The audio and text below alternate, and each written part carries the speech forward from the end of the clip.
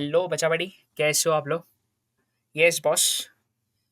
Exam sir हो चुकी है, अभी रुके हुए रिजल्ट के लिए। सो मीनवाइल बच्चा बड़ी, अब हम लोग डिस्कस करेंगे जो तुम्हारा आईबीसी का जो ओपन बुक का जो पेपर जो हुआ था, वो आज हम डिस्कस करने वाले हैं। काफ़ी सारे मिक्स ओपिनियन मिले थे मुझे स्टूडेंट से कि सर पेपर बहुत लेंदी था, सर पेपर ईज़ी आया था, सर 15 मार्क्स का छूट गया, सर 5 मार्क्स का छूट गया, सर पूरा अटेम्प्ट किया बट आंसर्स जितना लिखना चाहिए था उतना नहीं लिखा। बहुत सारे मेरे को रिव्यूज़ मिले थे स्टूडेंट से। सो आज देखते हैं कि भाई जो इंस्टीट्यूट ने जो क्वेश्चन पूछा हुआ था, आंसर किस तरीके से लिखना था। फिर हम देखेंगे कि भाई क्वेश्चन पेपर कैसा पूछा था इंस्टीट्यूट ने।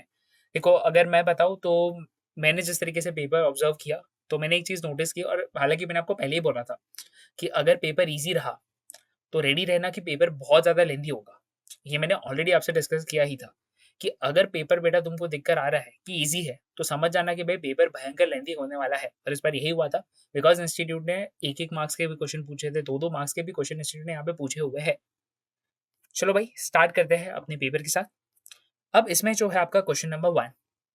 अब ये जो क्वेश्चन नंबर 1 जो है बेटा, अब ये क्वेश्चन नंबर 1 के अंदर बेटा कांसेप्ट जो आया था, जो क्वेश्चन जो पूछा था, वो था on the basis of section 14। Now section 14 we all know it talks about the moratorium period. अब बेटा ये जो पर्टिकुलर जो टॉपिक जो था, क्वेश्चन जो था सॉरी, अब यहाँ पे क्वेश्चन के अंदर इन्होंने बोला था that Thakur engineering products private limited, the company is engaged in the business of industrial machinery supply. It got machinery supplies worth, just a minute. Okay. So it got machinery supplies worth rupees 21 crores 10 lakhs 11,000 and 54 rupees from a supplier, which was the respondent, which was due and payable by the company.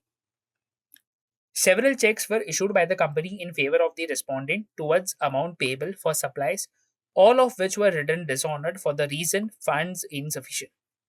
As a result, the respondent issued a statutory demand notice under Section 138, read with Section 141 of your Negotiable Instrument Act, calling upon the company and its three directors to pay the amount within a period of 15 days. Now, this demand notice is different from the demand notice which we have studied in IBC. वो जो हमने पढ़ा था वो पढ़ा था हमने section 8 के अंदर, जो आपके ऑपरेशनल क्रेडिटर वाले प्रोसीजर में एप्लीकेबल होता है। अब यहाँ पे जो क्वेश्चन जो अभी तक जो था, वो पढ़ के हमें इतना समझ में आ गया कि भाई इतना अमाउंट पे करना बाकी था।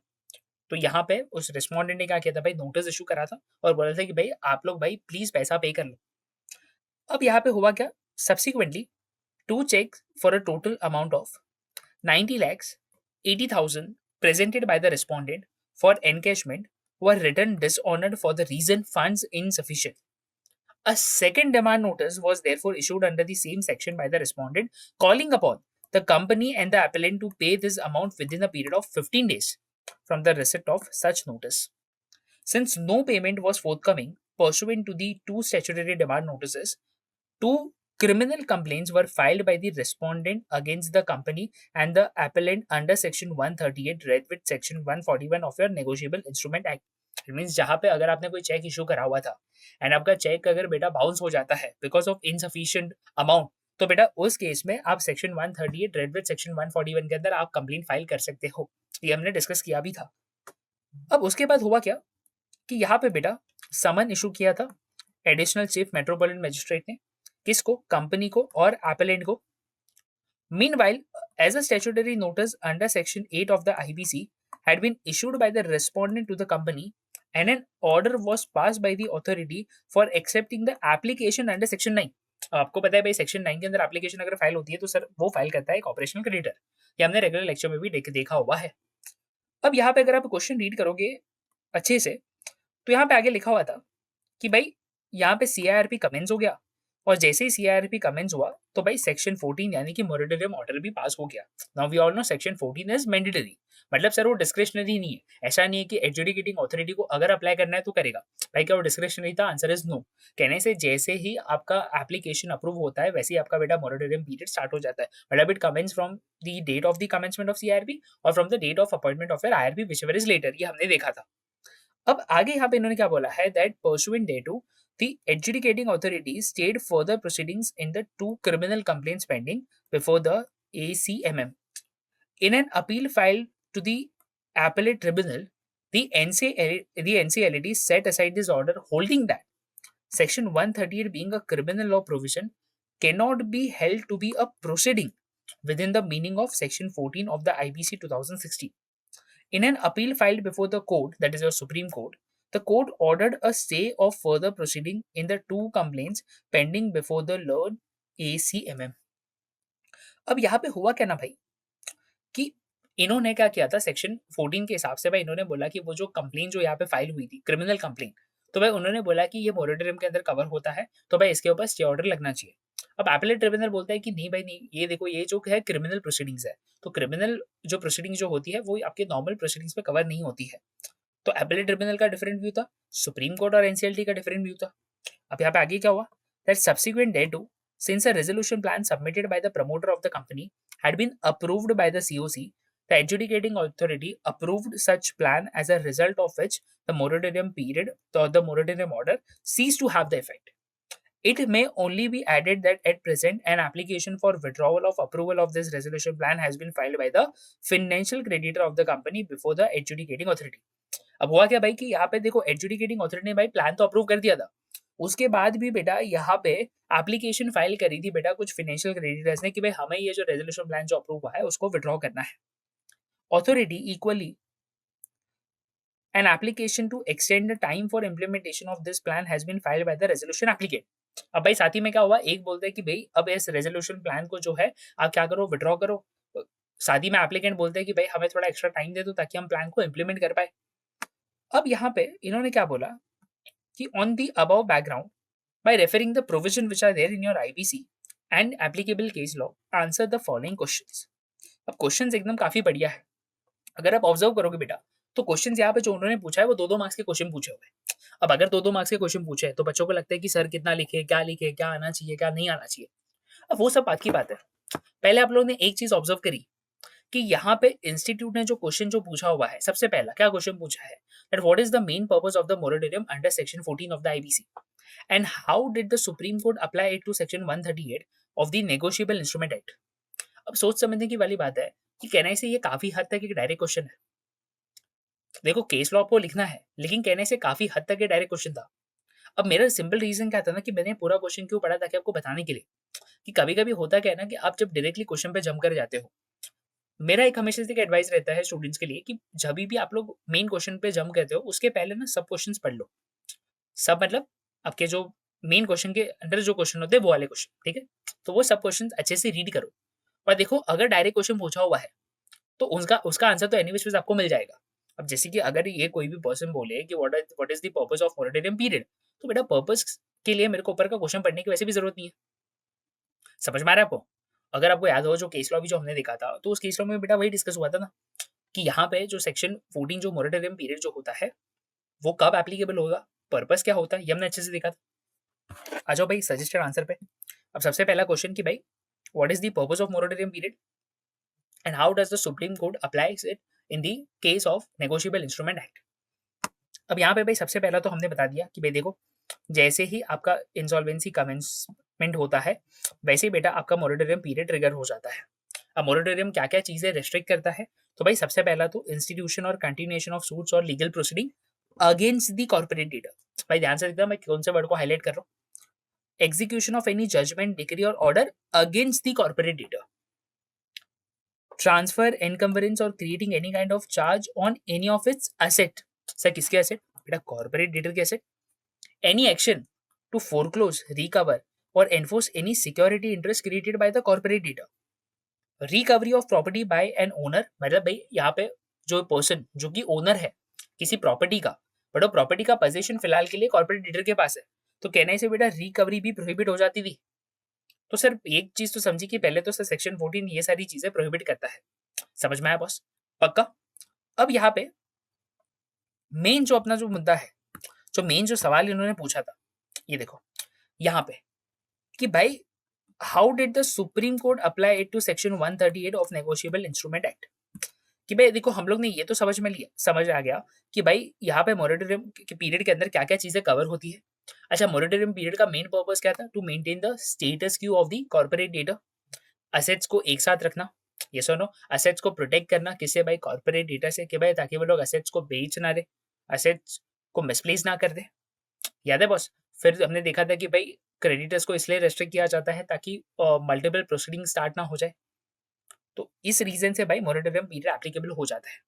अब यहाँ पे अगर आप देखोगे तो जो Mohanraj and versus Shah brothers वाला जो केस लॉ हमने देखा था, अब यहाँ पे सुप्रीम कोर्ट क्या बोलता है बेटा कि जो मोरेटोरियम पीरियड जो है सेक्शन 14 के अंदर, वो प्रोसीडिंग्स तो कवर करता ही करता है जो आपके नेगोशिएबल इंस्ट्रूमेंट एक्ट के अंदर स्टार्ट होती है। अब जो आपका सुप्रीम कोर्ट है, सुप्रीम कोर्ट ने बोला कि देखो, जो आपका सेक्शन 138 वाला जो प्रोसीडिंग्स जो है ना, वो है तो भले ही क्रिमिनल नेचर का, लेकिन भाई उसको हम कॉज़ाई क्रिमिनल बोलेंगे, क्योंकि क्या है भाई, ये एक तरीके का रिकवरी है। सेकेंडली इन्होंने क्या बोला था कि यहाँ पे ये जो मोरेटोरियम पीरियड जो है ना, ये सिर्फ और सिर्फ कॉर्पोरेट डेटर को प्रोटेक्ट करता है। याद है आपने जो केस लॉ पढ़ा था रेगुलर लेक्चर में, कि एक मैनेजिंग डायरेक्टर था, उसके अगेंस्ट में प्रोसिक्यूशन स्टार्ट हो गया था। तो फिर हमने पढ़ा था ना कि सर प्रोसिक्यूशन कवर नहीं होता, कोई प्रोसीडिंग जो सेक्शन 138 के अंदर स्टार्ट हुई है नेगोशिएबल इंस्ट्रूमेंट एक्ट के अंदर। तो बेटा वहां पे भी सुप्रीम कोर्ट ने क्लियर कट जजमेंट दे दिया था कि वहां पे जो केस स्टार्ट हुआ था वो हुआ था initiate against the managing director. Over here we are talking about the corporate debtor. तो इन्होंने बोला कि भाई जो मोरेटोरियम पीरियड जो है ना, ये प्रोटेक्ट करता है आपको उन प्रोसीडिंग से जो इनिशिएट हुई है। किसके अगेंस्ट में सर? कॉर्पोरेट डेटर के अगेंस्ट में। तो देखो यहाँ पे क्लियरली मैंने लिखा है, the court clarified that the continuation और initiation of such proceeding against the corporate debtor is not at all permitted during the CIRP, although this protection does not extend to the natural person like your director or guarantor। अच्छा sir, इसलिए वहां पे managing director ने जो appeal file करा था sir, वो section 14 का बेनिफिट लेना चाहता था, इसलिए सर वहां पे रिजेक्ट किया गया था। एग्जैक्टली बेटा, अगर आप वर्डिंग प्रॉपर्ली रीड करोगे तो आपको समझ में आएगा कि अगर सेक्शन 138 के अंदर भी अगर कोई प्रोसीडिंग स्टार्ट हुआ है which is of quasi criminal in nature, तो उस केस में बेटा अगर वो कॉर्पोरेट डेटर के अगेंस्ट में स्टार्ट हुई है तो उस केस में उसके ऊपर भी मोरेटोरियम पीरियड एप्लीकेबल हो जाता था। लेकिन क्या सर इसका बेनिफिट क्या गारंटर्स या डायरेक्टर्स को मिलता था? Answer is no. क्या सर अगर उनके अगेंस्ट में इनिशिएट हुई है तो क्या वो सेक्शन 14 यूज कर पाएंगे? Again answer is no. तो भाई देखो, फर्स्ट क्वेश्चन एकदम क्लियर है, पक्का। देख 2 मार्क्स का क्वेश्चन था, आपको बस इस तरीके से अच्छे से बस प्रेजेंट करना था। इसलिए मैं बोलता हूँ कि क्वेश्चन जब जब अच्छे से पता हो, कंसेप्ट अच्छे से क्लियर है, क्वेश्चन प्रॉपर्ली रीड करा हुआ है, तो आप आंसर भी अच्छे से लेकर आ सकते हो। इस पूरे पेपर में ना बेटा सबसे मेन चीज, सबसे इंपॉर्टेंट चीज जो था वो था आपका राइटिंग स्पीड, कि भाई आप कितना फट से आंसर लिख के खत्म कर रहे हो।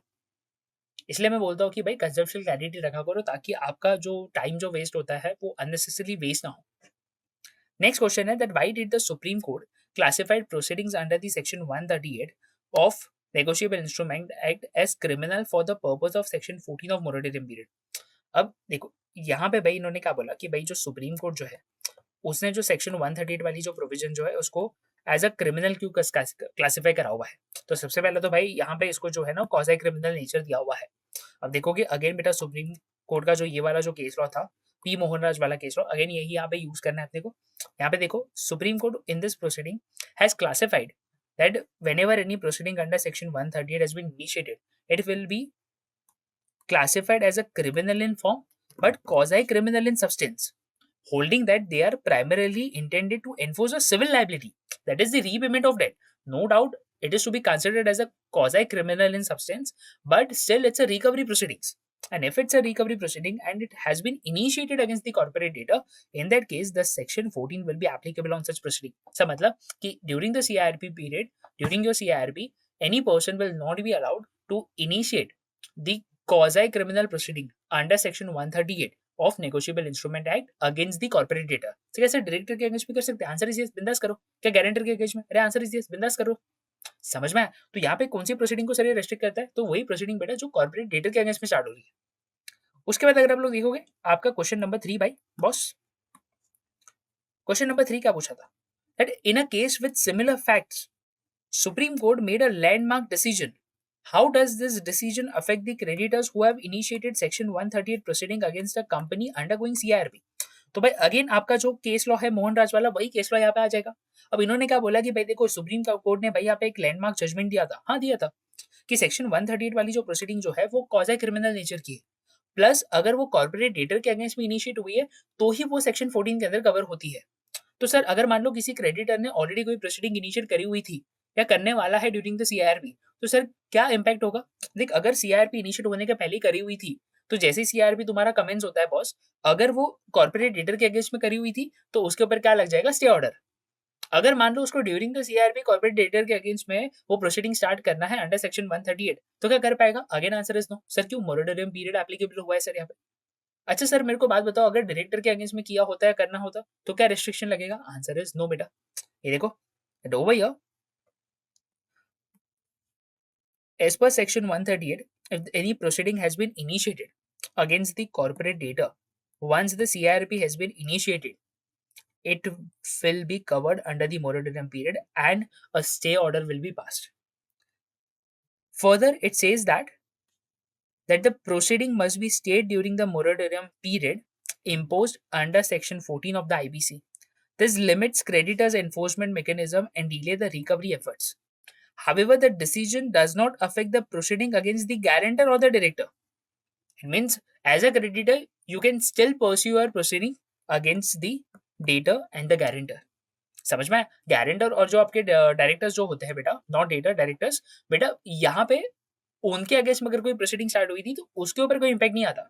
तो सर किसके ऊपर इंपैक्ट आएगा? बेटा आपके जो कॉर्पोरेट डेटर के अगेंस्ट में जो प्रोसीडिंग स्टार्ट हुई है ना, उसके ऊपर इंपैक्ट आएगा। तो देख, अब तक कहने से जो तीनों क्वेश्चन पढ़े एकदम बढ़िया थे। यस और नो? अब होता क्या है ना, स्टूडेंट्स को लगता है कि सर ये क्या भयंकर सा क्वेश्चन पूछ लिया है। अरे भयंकर क्वेश्चन नहीं है, भयंकर आपका दिमाग चल रहा है। इसलिए मैं बोलता हूँ कि जब भी क्वेश्चन रीड करते हो, शांत दिमाग से रीड करो। कहने से तीनों क्वेश्चन एकदम बढ़िया थे। अब आता है आपका question number 4, that if a personal guarantor for Thakur Engineering Products Private Limited had also issued a check which had bounced, would the section 14 moratorium apply to the personal guarantor? Why or why not? भाई इसका straight forward answer लिखना था कि भाई no. भाई सबसे पहला तो देखो यहाँ पे उसको जो है वो प्रोटेक्शन नहीं मिलेगा। Why? Because over here section 14 only and only protects the corporate data and not the personal guarantor or the director. ये समझ में आया बॉस? ये देख, पी मोहनराज वाला केस लॉ मैंने हर जगह यूज किया हुआ है। क्या सर इससे कोई प्रॉब्लम है? Answer is no. क्या मेरा आंसर चेंज हो गया? अरे बिल्कुल ही नहीं। समझ में आया बॉस? पक्का क्लियर है क्या? बोलो, यहां तक कुछ भी डाउट है? नेक्स्ट एंड इनफैक्ट मेरे ख्याल से सेकेंड लास्ट क्वेश्चन है इस मेन क्वेश्चन का, सबसे important question, that whether arbitration proceeding are included under the moratorium imposed under section 40. Explain in detail. ये मेरे को बात बता कि arbitration proceeding कवर होता है। हाँ सर, हमने ना जब section 14 पढ़ा था ना, तो उसके अंदर जो फर्स्ट पॉइंट था ना, उसके अंदर क्लियरली लिखा हुआ था proceeding will also include the arbitration proceeding. बढ़िया, फैंटास्टिक। ये बेटा कहने से तुम बेटा डिक्री भी एनफोर्स नहीं कर सकते हो। याद है बेटा, एनफोर्समेंट ऑफ डिक्री पे भी क्या लग जाता है बेटा? Stay order. तो देख बेटा, यहाँ पे भी भैया आंसर तुमको लिखना था। Yes, arbitration proceeding are included under the definition of moratorium period as per section 14, which has been imposed, which will be imposed on the commencement. Apart from it, over here, the proceedings which have been commenced against the corporate debtor will only be covered during the moratorium period. समझ में? कि अगर मान ले बेटा कोई arbitration proceeding मैंने initiate करा हुआ था, तो क्या उसके ऊपर एप्लीकेबल होगा? Answer is no. तो यहाँ पे क्वेश्चन क्या पूछा हुआ है? whether arbitration proceeding are included under the moratorium period. तो भाई यहाँ पे ये नहीं बोला है कि भाई बाय हुआ है या अगेंस्ट में हुआ है, मतलब क्या कॉर्पोरेट डेटर ने फाइल करा हुआ है या कॉर्पोरेट डेटर के अगेंस्ट में फाइल करा हुआ है, लेकिन तुम दोनों लिख के आ जाओ। सर क्या कि सबसे पहला तो भाई देखो, आर्बिट्रेशन का प्रोसीडिंग जो होता है उसके ऊपर भाई क्या लग जाता है? मोरेटोरियम पीरियड लग जाता है। मतलब सर वो मोरेटोरियम पीरियड के अंदर कवर होता है। मतलब जैसे ही आपका सेक्शन 14 इंपोज हो गया सर, यहाँ पे आर्बिट्रेशन प्रोसीडिंग के ऊपर भी क्या लग जाएगा बेटा? स्टे ऑर्डर लग जाएगा। सर लेकिन अगर मान लो एक कॉर्पोरेट डेटर को अगर आर्बिट्रेशन प्रोसीडिंग इनिशिएट करना है, तो क्या वो कर सकता है? आंसर इज यस बेटा, वो कर पाएगा। देखिए यहाँ पे क्लियर कट लिखा हुआ है, however the moratorium does not apply to the arbitration proceeding initiated by the corporate debtor. समझ में आया?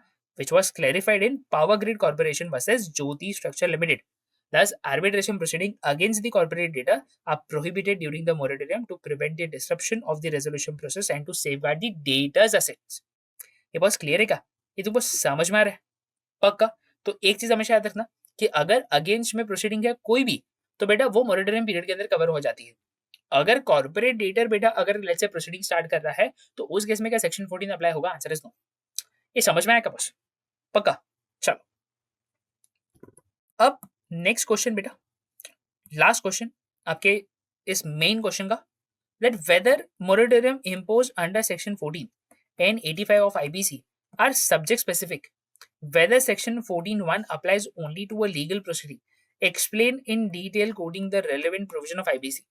अब बेटा देख 4 मार्क्स का क्वेश्चन था. अब अगेन कहने से बेटा ये क्वेश्चन एकदम ही स्ट्रेट फॉरवर्ड था. अब ये जो क्वेश्चन जो यहाँ पे इन्होंने पूछा हुआ है कि भाई जो सेक्शन 14 जो है और आपका सेक्शन 85 जो है क्या वो सब्जेक्ट स्पेसिफिक है. अब यहाँ पे अगर आप लोग देखोगे that yes the moratorium period under section 14 and 85 of the code are subject specific in both their scope and application. Section 14 applies to the corporate data undergoing the CRB and specifically bars such action against the institution or continuation of the suits or proceeding against the corporate debtor. यानी कि यहाँ पे इन्होंने 14(1) के बारे में बोला हुआ है जो रेस्ट्रिक्शन जो लगती है ना उस पर. Next it says that over here importantly the moratorium under section 14 is limited to action against the corporate debtor and does not apply to action by the corporate debtor. ये तो हमने अभी ऊपर ही डिस्कस किया. This was confirmed by the Supreme Court in New Delhi Municipal Council versus Minosha India Limited, where the court allowed arbitration proceeding filed by the corporate debtor to continue. Similarly, in the case of P. Mohanraj versus Shah Brothers Ispat Private Limited, it clarified that even the quasi-criminal proceeding under Section 138 of the Negotiable Instrument Act are barred during the moratorium period if they are for the recovery of debt against the corporate debtor. देखिए यहाँ पे भी बोला against the corporate debtor, मतलब sir अगर director और आपके personal guarantor के अगेंस्ट में है तो क्या मोरेटोरियम के पीरियड के अंदर कवर होगा. Answer is no. समझ में. तो क्या उस पर स्टे ऑर्डर लगेगा. Answer is no. Next section 85. अब बेटा ये सेक्शन 85 जो होता है ये इंडिविजुअल्स के लिए है. समझ में. ये इंडिविजुअल्स के लिए बेटा एप्लीकेबल होता है. तो इन्होंने क्या बोला कि भाई यहाँ पे जो सेक्शन 85 जो है अब ये भी कहना है इसे रिकवरी एक्शन प्रोहिबिट करता है. So over here it says that it prohibits the recovery action specifically in relation to the debt listed in the insolvency application. Now, the scope includes legal proceeding, communication, demanding payment, and enforcement of judgment. This moratorium, like Section 14, is subject specific as it applies only to the debt disclosed by the debtor and only during the pendency of the procedure. Furthermore, Section 14(1) applies not just to legal proceeding in court but also to the quasi-judicial and arbitral proceeding, as long as they fall under the category mentioned in the section. Both provisions aim to maintain the status quo during the insolvency resolution and protect the debtor's estate from fragmentation or depletion by individual enforcement action. कि भाई individual action की वजह से यहाँ पे debtor का value जो है भाई वो डिट्रॉइट नहीं होना चाहिए. समझ में आ रहा है. क्लियर कट है. ये कहने से अगेन एकदम स्ट्रेट फॉरवर्ड था.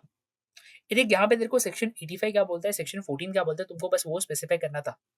ये देख तू पूरा ही अगर क्वेश्चन पढ़ेगा तो क्वेश्चन कितना बड़ा था. लेकिन मेरे को सोच समझ के जवाब दे क्या बेटा जितना बड़ा क्वेश्चन था क्या वैसे उन्होंने यहाँ पे क्वेश्चंस पूछे. Answer is no. बेटा एकदम ही इजी क्वेश्चंस थे. अगर शांत दिमाग से यहाँ पे रीड करोगे तो हर एक आंसर मिलता. समझ में आएगा बॉस. बोलो. अब अगेन आ जाओ ओके क्वेश्चन नंबर बी पे.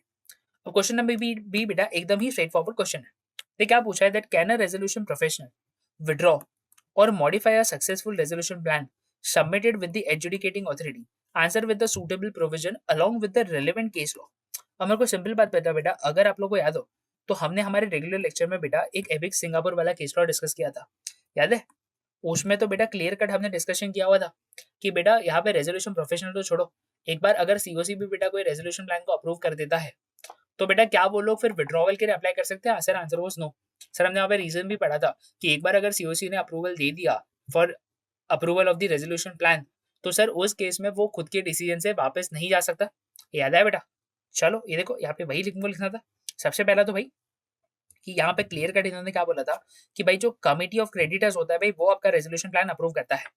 आरपी का तो सिर्फ ड्यूटी इतना ही है कि भाई जो रेजोल्यूशन प्लान जो अप्रूव हुआ है वो एनसीएलटी के पास सबमिट करे फॉर इट्स फाइनल अप्रूवल. आपका आईबीबीआई जो कोड जो है जो रेगुलेशन जो है वो बेटा कहीं पे भी आरपी को पावर नहीं देता कि भाई वो रेजोल्यूशन प्लान को मॉडिफाई कर सकता है या विड्रॉ कर सकता है एक बार अगर उसको सबमिट कर दिया है तो. So therefore the RP act as a facilitator and is responsible only for verifying the compliance of the plan with section 30 subsection 2 and your regulation 38. याद है रेगुलेशन 38 जो हमने पढ़ा था कि आपका रेजोल्यूशन प्लान क्या क्या डेमोन्स्ट्रेट करना चाहिए. It should be feasible, viable. Resolution applicant should have the capacity for implementing the resolution plan. ये याद आएगा बॉस. पक्का.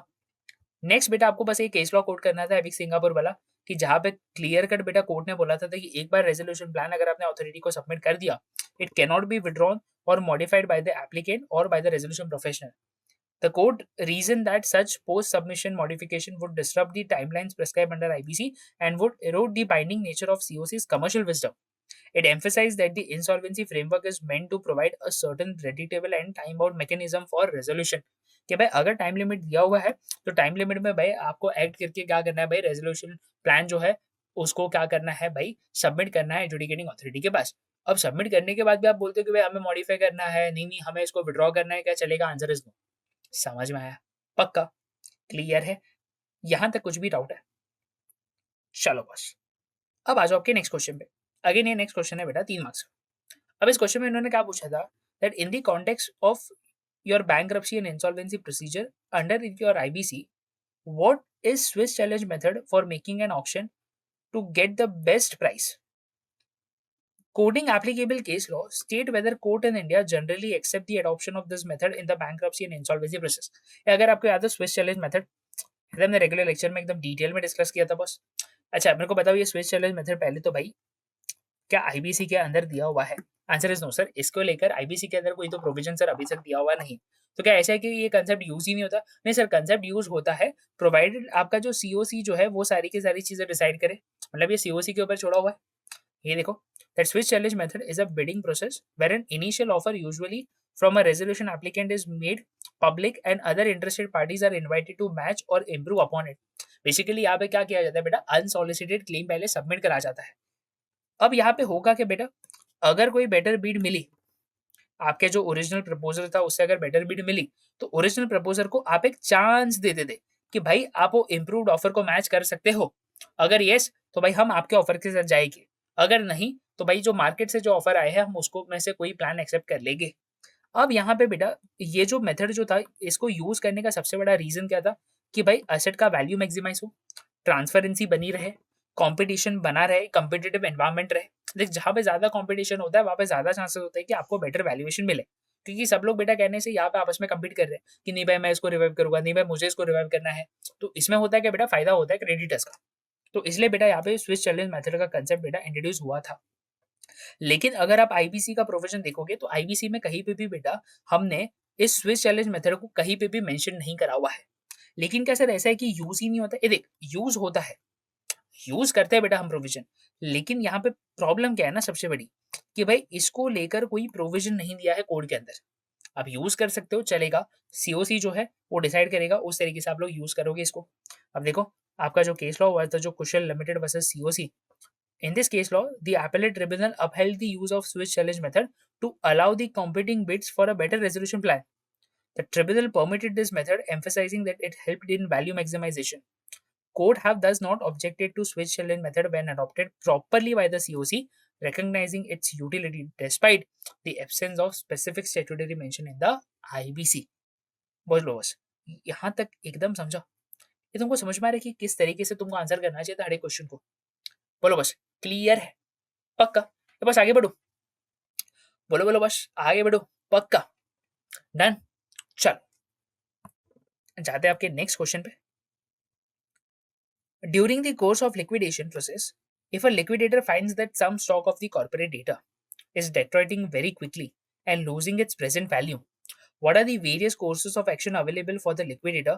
Answer briefly quoting the applicable case law. Sir ये तो हमने कहीं तो पढ़ा था सर, रेगुलेशन 33 में हमने कहीं पढ़ा हुआ था। याद कर पढ़ा हुआ था क्या?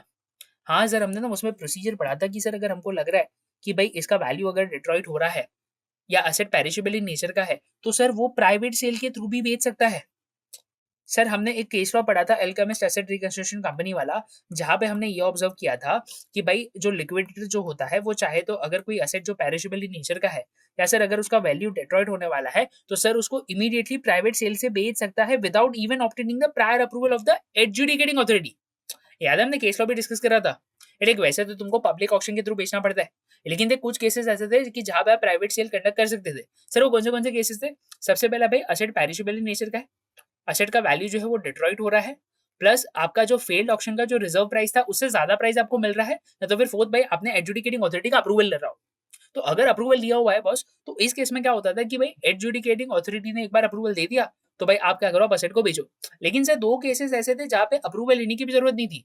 कौन सा सर? असेट अगर पेरिशेबल इन नेचर का है या तो असेट का वैल्यू डिट्रॉइट हो रहा है। ये देखिए यहाँ पे मैंने आपको रीजन भी दिया था कि बेटा अगर असेट पेरिशेबल इन नेचर का है या वैल्यू डिट्रॉइट होने वाला है तो बेटा तुम्हारा अगर टाइम वेस्ट हो रहा है एप्लीकेशन फाइल करने में, अप्रूवल लेने में, तो बेटा तब तक तो वैल्यू कहने से ऑलरेडी बेटा गिर जाएगा, आपको वैल्यू मिलेगा ही नहीं। समझ में आया बॉस? पक्का क्लियर है क्या? बोलो यहां तक कुछ भी डाउट है? बॉस तुमको समझ में आ रहा है? एकदम ही इन्होंने बढ़िया तरीके से आपको क्वेश्चन पूछा था। और भाई क्वेश्चन नंबर 2 तो बेटा जैकपॉट था, जैकपॉट तुम्हारे लिए। क्वेश्चन नंबर 2 मतलब भाई अगर क्वेश्चन 2 में तुम लोग ने मिस्टेक करके आए हुए बेटा तो बेटा थप्पड़ पड़ेगा, एक थप्पड़। ये तुमको समझ में आ रहा है बेटा? क्वेश्चन नंबर 2 इतना इजी था। मतलब बेटा इंस्टीट्यूट ने बोला कि भाई सुन बच्चे इधर आ, ये ले, इधर हो, इधर हो, ये लो भाई 8 मार्क्स, ये ले रख अपनी जेब में। बेटा इतना इजी क्वेश्चन, अगर मैं बोलूं अगर पूरे पेपर में सबसे इजी क्वेश्चन अगर मुझे लगा तो ये लगा। मतलब बेटा 8 मार्क्स आपके जेब में थे। अब देख यहाँ पे अगर तू क्वेश्चन रीड करेगा तो एकदम ही डायरेक्ट क्वेश्चन पूछा हुआ है that for classification of any company as an MSME the investment in the plant and machinery should B.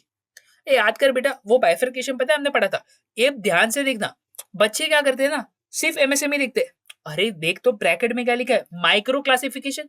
मतलब सर हमने पढ़ा था सर एमएसएमई, मतलब सर हमने माइक्रो स्मॉल मीडियम पढ़ा था। ये तो क्या है यहाँ पे किसके लिए पूछा बेटा? माइक्रो के लिए पूछा हुआ है।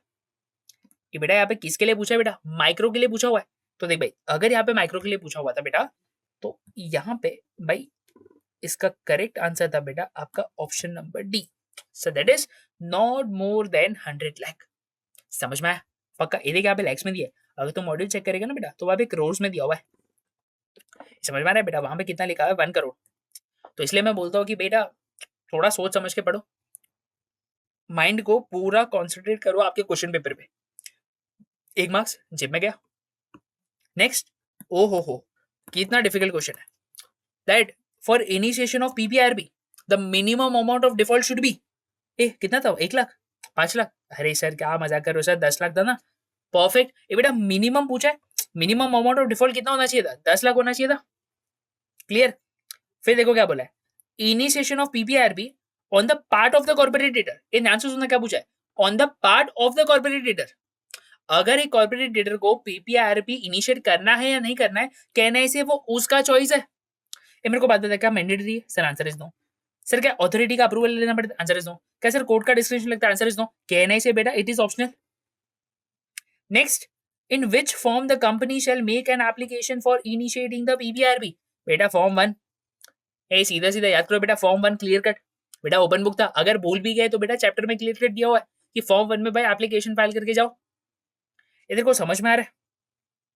Next, if in the given case the company has no outstanding against the financial creditor but it is unable to pay the dues to the operational creditor, how the meeting shall be conveyed।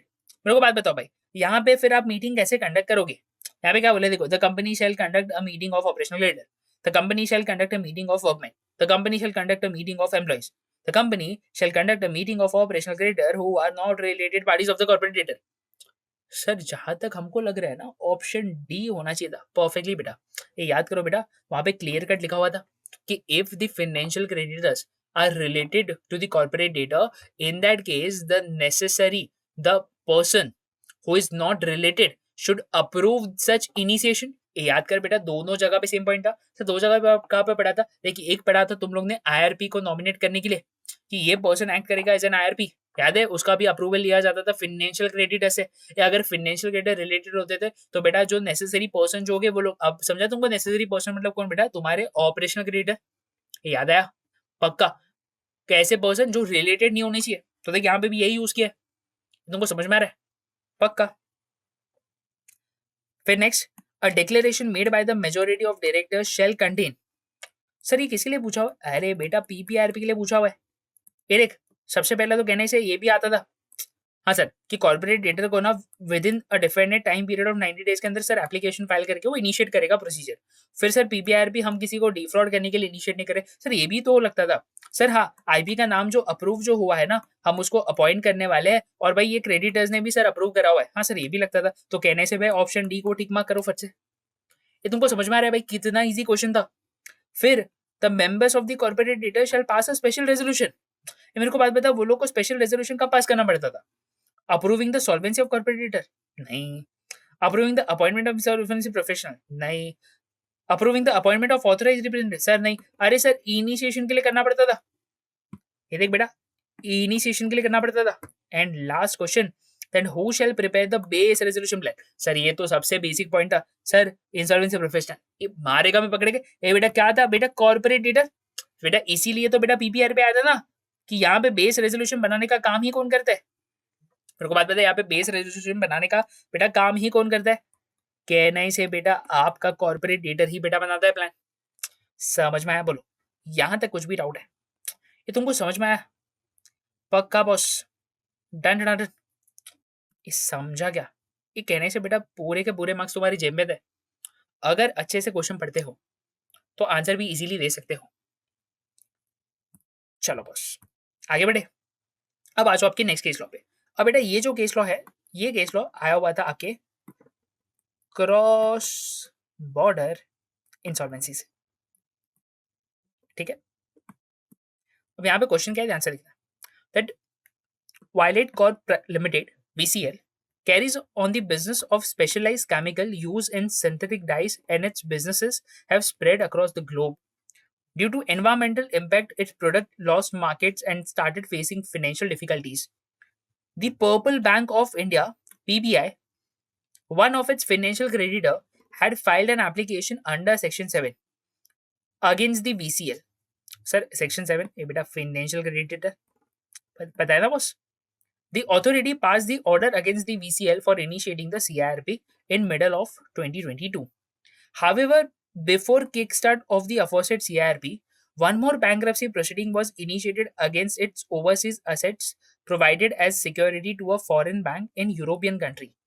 And a trustee was appointed by the European court having jurisdiction over its overseas properties. The trustee has approached the adjudicating authority to recognize their proceeding and to halt Indian proceeding. However, NCLT declined to accept or consider the application and declared that their proceeding as null and void, mentioning their reasons and observation. Aggrieved by the decision, the trustee made an appeal before the NCLT to consider their appeal and plead relief as stated above. In this background, state the decision for denial by the NCLT and also the decision of NCLT by citing the appropriate case law in this regard. एक अगर आपको याद हो तो cross border के लिए बेटा कहने से इंडिया के अंदर सिर्फ दो ही प्रोविजन थी, जो हमने पढ़ा भी था कि सर यहाँ पे जो क्रॉस बॉर्डर का जो रूल जो होता है सर, वो तभी ही एप्लीकेबल सर माना जाएगा जब अपने कंट्री के गवर्नमेंट का उस कंट्री के गवर्नमेंट के साथ कहने से बेटा क्या हो, अग्रीमेंट किया हुआ हो। याद है क्या हमने पढ़ा था कि रेसिप्रोकल अरेंजमेंट होना चाहिए उस कंट्री के गवर्नमेंट के साथ, तभी ही कहने से बेटा आप क्रॉस बॉर्डर के लिए यहाँ पे एप्लीकेबल होते हो। फर्स्टली देखो भाई, यहाँ पे आपको प्रोविजन के बारे में एक्सप्लेन करना था कि भाई देखो सेक्शन 7 के अंदर क्या कह रहा है बेटा, इन्होंने एप्लीकेशन फाइल करी थी। As of now India does not have a codified cross border insolvency framework. यहाँ पे अगर देखोगे बेटा तो इंडिया के अंदर सिर्फ दो सेक्शंस जो थे बेटा वो कवर होते थे। आपके दो सेक्शंस आपको याद है कि एक होता था आपका जो लेटर जो आप सबमिट करते थे, रिक्वेस्ट लेटर, याद करो कि अगर आपको कोई इन्फॉर्मेशन चाहिए जो ओवरसीज कंट्री में लोकेटेड है और उस कंट्री के गवर्नमेंट के साथ अपने कंट्री के गवर्नमेंट का बेटा क्या है, अगर यहाँ पे एमओयू बेटा साइन करा हुआ है, कोई अग्रीमेंट साइन करा हुआ है, रेसिप्रोकल अरेंजमेंट करा हुआ है, तो ही बेटा उस केस में आप लोग क्या कर सकते थे बेटा, क्रॉस बॉर्डर के प्रोविजंस इंप्लीमेंट कर सकते थे। अब यहाँ पे भाई फैक्ट्स हमने ऑलरेडी डिस्कस करा हुआ। अब सर यहाँ पे रेलेवेंट केस लॉ कौन सा था भाई? जेट एयरवेज वाला केस लॉ। अब देखो जो जेट एयरवेज वाला केस लॉ था बेटा, उसमें क्या हुआ था बेटा, जो डच एडमिनिस्ट्रेटर था उसने रिक्वेस्ट किया to coordinate with the Indian resolution professionals. The NCLT allowed a cooperative resolution following the principle of modified and permitted coordination between Indian and Dutch insolvency professionals. However, this was an exceptional approach taken in the absence of a legal framework and required consent and cooperation from both the sides. The case does not establish binding precedent for all cross-border insolvency cases in India. तो भाई अपने country के government का अगर उस country की government के साथ अगर रेसिप्रोकल अरेंजमेंट है तो ही यहाँ पे ये पॉसिबल हो सकता था, नहीं तो नहीं होता था। याद है क्या बॉस? बोलो बोलो बॉस, क्लियर है? पक्का? यहाँ तक कुछ भी डाउट है? देखो रही बात इस आंसर की बेटा, जो आपका जो आंसर शीट जो है सजेस्टेड आंसर, वो बेटा मैं अपलोड करा दूंगा गूगल ड्राइव पे, उसका लिंक डिस्क्रिप्शन बॉक्स में मिल जाएगा, तो भाई वहां से डाउनलोड कर लेना।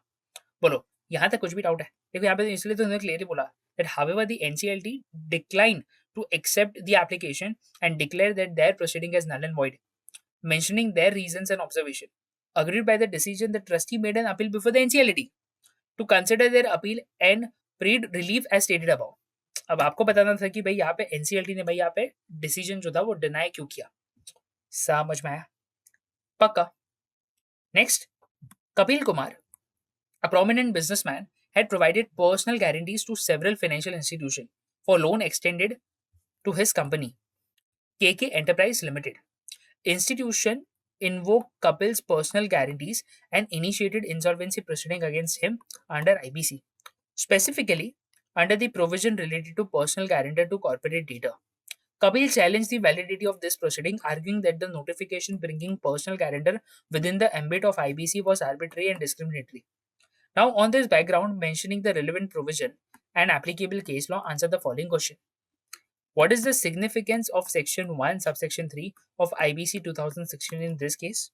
So भाई एक छोटा सा आंसर आपको लिखना था 1 मार्क्स के लिए कि भाई आपका सेक्शन 1 सबसेक्शन 3 जो है उसका मेजर सिग्निफिकेंस यहाँ पे क्या है कि भाई सबसे पहला तो कि यहाँ पे जो सेक्शन 1 जो है वो बोलता है कि भाई सेंट्रल गवर्नमेंट जब भी चाहे क्या कर सकता है बेटा, यहाँ पे नोटिफिकेशन ला सकता है और ये यहाँ पे वो चूज कर सकता है कि यहाँ पे आईबीसी के जो प्रोविजंस जो होंगे वो किसको किसको एप्लीकेबल होंगे.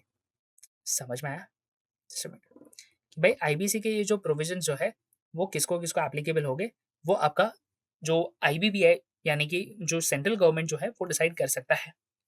It justifies the selective application of part 3 to the personal guarantor of the corporate debtor. So therefore, over here, the government on which they have decided कि भाई पर्सनल गारंटर के ऊपर भी आप एप्लीकेशन फाइल कर सकते हो, भाई वो कॉन्स्टिट्यूशनल और लीगली वैलिड है. समझ में आया? तो भाई यहाँ पे कॉन्स्टिट्यूशनली भी उसको वैलिड कराया गया था. अब अगर आपको याद हो तो जो सुप्रीम कोर्ट ने बेटा जो जजमेंट दिया था ललित कुमार वाले केस में, तो वहां पे भी उन्होंने क्लियर कट बोला था कि भाई अगर मान लो एक बार आपका रेजोल्यूशन प्लान अप्रूव हो जाता है, कि मान लो आज अगर बेटा किसी कॉर्पोरेट डेटर के अगेंस्ट में कोई रेजोल्यूशन प्लान अप्रूव हो गया, सीआरपी इनिशिएट हुई थी और रेजोल्यूशन प्लान अप्रूव हो जाता है, तो क्या सर उससे आपका पर्सनल गारंटर या श्योरिटी जो होता है क्या वो भी बेटा उनके लायबिलिटी से बेटा क्या छूट जाते हैं? Answer is no. बेटा हमने क्लियर कट बोला था कि अगर रेजोल्यूशन प्लान अप्रूव भी हो गया है तो बेटा वो श्योरिटी और गारंटर को उनके लायबिलिटी से डिस्चार्ज नहीं करेगा. एक बेटा सेकंड क्वेश्चन यही उन्होंने पूछा था कि according to the Supreme Court ruling in a case with similar fact, what is the nature of a personal guarantor's liability and what did the Supreme Court rule about the validity of November 15, 2019 notification?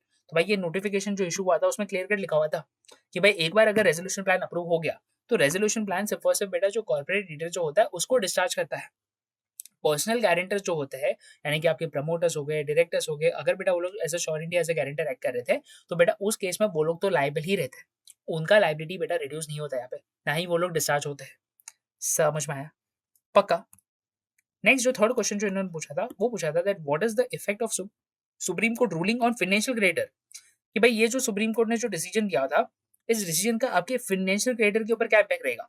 तो भाई impact एकदम simple है कि भाई ये आपके जो financial creditor होते हैं इनको फिर पूरा राइट्स मिलेगा कि वो पर्सनल गारंटर के अगेंस्ट में भी भाई क्या कर सकते हैं, इंसॉल्वेंसी प्रोसीडिंग इनिशिएट कर सकते हैं. फिर बेटा यहाँ पे इन्होंने पूछा कि what are the implications of the judgement for the corporate debtor in a similar case, कि भाई अगर ये जजमेंट जो सुप्रीम कोर्ट ने पास करा हुआ था उस केस में कॉर्पोरेट डेटर के ऊपर क्या इम्पैक्ट रहेगा. तो भाई सबसे पहला तो देखो यहाँ पे सुप्रीम कोर्ट ने क्लियर कट बोला कि भाई फाइनेंशियल क्रेडिटर चाहे तो भाई पर्सनल गारंटर के अगेंस्ट में क्या कर सकते हैं, भाई सीआरपी मतलब जो इंसॉल्वेंसी प्रोसीडिंग जो है वो इनिशिएट कर सकते हैं without initiating any proceeding against the main principal borrower. तो बेटा यहाँ पे कॉर्पोरेट डेटर के अगेंस्ट में अगर मैंने कोई प्रोसीडिंग इनिशिएट नहीं भी करी हुई है तो भी मैं क्या कर सकता हूँ, पर्सनल गारंटर के अगेंस्ट में एक्शन ले सकता हूँ. ये बॉस याद आ रहेगा? समझ में आया? अब इन्होंने बोला कि which other provision of a commercial law, ये ध्यान से सुनना क्या बोला है, which other provision of a commercial law had a significant bearing on the decision of Supreme Court, कि भाई जो सुप्रीम कोर्ट ने जो डिसीजन लिया उसके चलते ऐसा कौन सा कमर्शियल लॉ था जो यहाँ पे इम्पैक्ट हो रहा था. सबसे पहला तो इन्होंने बोला कि भाई आपका जो सेक्शन 128 जो है, section 128 says that that the personal guarantor's liability is equal to and independent of the corporate debtor's liability. जो आपका कॉन्ट्रैक्ट डेट का सेक्शन 128 है भाई, वो क्लियर कट बोलता है कि आपका जो पर्सनल गारंटर का जो लाइबिलिटी है, it is equal and independent of the corporate debtor's liability. This mean that creditors are not required to exhaust remedies against the corporate debtor. कि भाई जरूरी नहीं है कि आप लोग कॉर्पोरेट डेटर के अगेंस्ट में पहले एक्शन लो, उसके बाद आप पर्सनल गारंटर के अगेंस्ट में एक्शन लो. अरे नहीं भाई, तेरे को अगर डायरेक्टली पर्सनल गारंटर को पकड़ना है तो पकड़, तो उसके अगेंस्ट में एप्लीकेशन फाइल कर, चलेगा. समझ में आया? पक्का क्लियर है क्या? बोलो. डन जनार्दन बॉस, क्लियर है?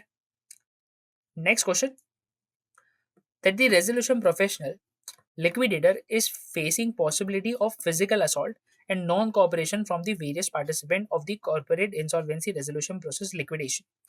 In the above situation, whether RP liquidator can seek police protection by obtaining order from adjudicating authority, referring the relevant case law, brief whether adjudicating authority has the power to direct the police authorities to assist the RP. ये मेरे को बात बता बेटा, क्या उनके पास authority होता है? ये उनके पास क्या ऑथोरिटी नहीं है क्या? ये ऑथोरिटी है ना. याद कर बेटा, मैंने तुमको बोला भी था कि अगर बेटा आप लोग लिक्विडेटर या बेटा आपके जो रेजोल्यूशन प्रोफेशनल्स होते हैं, अगर उनको रोकते हो, अगर बेटा मान लो अगर आप उनको रेस्ट्रिक्ट करते हो, अगर आप उनको रोकते हो, तो बेटा कहने से उस केस में क्या माना जाएगा बेटा? कंटेम्प्ट टू कोर्ट माना जाएगा. ये बेटा हमने बोला भी था, मैंने आपको समझाया भी था कि अगर बेटा जो आरपी जो होता है बेटा, हम उसको as a court officer treat करते हैं. अगर मान लो आप उसको मैनेजमेंट लेने से रोक रहे हो, आप मान लो उसको बेटा डरा रहे हो, धमका रहे हो, आप उसको मार रहे हो कि भाई नहीं तू मैनेजमेंट टेक ओवर नहीं कर सकता, तो कहने से बेटा उसको नेसेसरी पुलिस असिस्टेंस भी मिल सकता है. हाँ सर, ये हमने पढ़ा भी था और मैंने आपको बोला भी था बेटा कि अगर आपने उसको रेस्ट्रिक्ट किया तो बेटा उस केस में आपके अगेंस्ट में एक्शन लिया जाएगा. ये क्लियर है क्या बॉस? पक्का? डन. बोलो, यहां तक कुछ भी डाउट है? पक्का? चलो, ये बाय द वे मेरे ख्याल से ना, ये जो क्वेश्चन नंबर डी जो है ना, ये शायद तक इसमें नहीं कवर हुआ है. मेरे को लग रहा है कि शायद तक वो हाँ छूट गया है, मेरे को लग रहा है. क्वेश्चन नंबर डी मैं ट्राई करता हूँ कि जो जैसे मेरे को टाइम मिलेगा मैं इसमें डाल दूंगा, चाहिए तो सबसे लास्ट में रख दूंगा इसको. तो भाई जब भी नोट्स डाउनलोड करोगे तो एक बार देख लेना वो है कि नहीं. ठीक है, चलो अब आते हैं आपके क्वेश्चन नंबर 3 पे, 3A पे. अब आपका क्वेश्चन नंबर 3A जो है, अब ये थोड़ा एक न्यूमेरिकल बेस्ड क्वेश्चन था. अब यहाँ पे क्वेश्चन में इन्होंने भाई सबसे पहला तो देखो क्या बोला कि आपका जो Bhuj tools company private limited है, जो इनकॉर्पोरेट हुआ था in the state of Gujarat, जिसका fully paid equity share capital कितना है भाई? 20 lakh equity shares of ₹10 each store at ₹2 crore. कि भाई 2 करोड़ का इसका क्या था भाई? Authorise and fully paid up share capital था. The promoter would not want like to carry on the business anymore and decided for voluntary liquidation. भाई अब यहाँ पे इन्होंने voluntary liquidation के लिए भाई अप्लाई कर लिया. अब इन्होंने बोला कि भाई ये जो इक्विटी शेयर्स जो है, ये भाई 4 लोग होल्ड कर रहे हैं इस कंपनी में. ठीक है, कितना शेयर्स होल्ड कर रहे हैं ये भी दिया हुआ है. Total number of equity shares of ₹10 each fully paid up. अब यहाँ पे बैलेंस शीट के हिसाब से इन्होंने बोला कि भाई इनका प्रॉफिट एंड लॉस अकाउंट जो है उसमें सरप्लस था इतना, असेट साइड में बैंक एंड कैश इतना है, शॉर्ट टर्म एडवांसेस इतना है, टोटल आपका इतना इतना बनता है. अब इन्होंने बोला कि भाई इन्होंने ये सारे एक्सपेंसेस इन्होंने बेटा पे किए. ठीक है, अब इसके बाद इन्होंने क्या बोला कि out of the assets short term advances consider not realisable, कि भाई इसका कोई भी रियलाइजेबल वैल्यू नहीं है. Based on the above facts and information answer the following question. सबसे पहला तो calculate the final amount available for distribution to the shareholders, कि भाई यहाँ पे शेयर होल्डर्स को कितना अमाउंट मिलेगा, कितना अमाउंट अवेलेबल होगा फॉर डिस्ट्रीब्यूशन. तो भाई सबसे पहला तो देखो आपका काम क्या रहेगा, आपको कैलकुलेट करना है कि भाई कितना अमाउंट इनको मिलेगा. सबसे पहला तो भाई यहाँ पे जस्ट ओके, सबसे पहला तो भाई यहाँ पे आपका जो बैंक इन कैश है वो कितना है सर? 94,48,300 भाई इतना पड़ा हुआ है. And sir short term advances भी पड़े हुए हैं, लेकिन सर शॉर्ट टर्म एडवांसेस जो है हमें उनको नॉट रियलाइजेबल कंसिडर करना है. तो सर जो रियलाइजेबल असेट जो अवेलेबल है वो इतने अवेलेबल है, जिसमें से सर अगर मैं लिक्विडेशन एक्सपेंसेस पूरे माइनस कर दूं, सारे के सारे एक्सपेंसेस अगर मैं माइनस कर दूं, तो सर फाइनल अमाउंट इतना बचता है सर 80 लाख रुपीज अवेलेबल है, जिसको मैं शेयर होल्डर्स के इसमें डिस्ट्रीब्यूट कर सकता हूँ. ठीक है, सेकेंड क्वेश्चन कि भाई यहाँ पे शेयर होल्डर प्राइस कितना डिस्ट्रीब्यूट होगा, कितना परसेंटेज इनको मिलेगा, जो अमाउंट अवेलेबल है उसका कितना परसेंटेज इनको मिल रहा है। सबसे पहला तो भाई मेरे को बात बताओ, अमाउंट कितना अवेलेबल है भाई, 80 लाख रुपए अवेलेबल है। तो इन्होंने बोला कि भाई हर एक शेयर होल्डर को कितना मिलना चाहिए भाई, आप लोग बताओ। तो सबसे पहला तो भाई आपका जो ये जो फर्स्ट शेयर होल्डर जो है भाई उसके पास इतने शेयर्स है, तो भाई जो परसेंटेज ऑफ टोटल शेयर्स होगा वो आएगा भाई 79%। अब कैलकुलेशन एकदम सिंपल सा है कि भाई अगर मान लो यहाँ पे 80 लाख रुपीस अवेलेबल है तो ये प्रपोर्शनेट में पे होगा। अब अगर प्रपोर्शनेट में पे हो रहा है तो भाई मुझे ये कैलकुलेट करना है कि मेरा अमाउंट पर शेयर कितना होगा। तो भाई सिंपल रूल है, अगर 80 लाख रुपया बच रहा है और मेरे को पता है कि मेरे पास 20 लाख के शेयर्स है, तो भाई इसको डिवाइड कर लो, आंसर आएगा 4 रुपीज पर शेयर। मतलब 4 रुपीज पर शेयर मिलना चाहिए। अब प्रपोर्शनेटली मिलेगा मतलब on the basis of your share holding. तो भाई जितना शेयर्स है इंटू 4 मल्टीप्लाई कर दो, आपको आंसर पता चल जाएगा। अब अगर ये भाई साहब इतना शेयर्स होल्ड कर रहे हैं तो भाई उनको कितना मिलना चाहिए, 15,18,000 शेयर्स होल्ड कर रहे थे, तो इंटू 4 करोगे तो भाई इनको मिलेगा 63,20,000। इनको मिलेगा भाई 8 लाख रुपया, इनको भी मिलेगा 8 लाख रुपया, और भाई गिरिजा भाई को मिलेगा भाई सिर्फ और सिर्फ 80,000। तो सर टोटल 100% में से 79% इनको मिला, 10% ये दोनों को मिला और 1% भाई मिला अपने गिरिराज भाई को। समझ में आया? पक्का बोलो।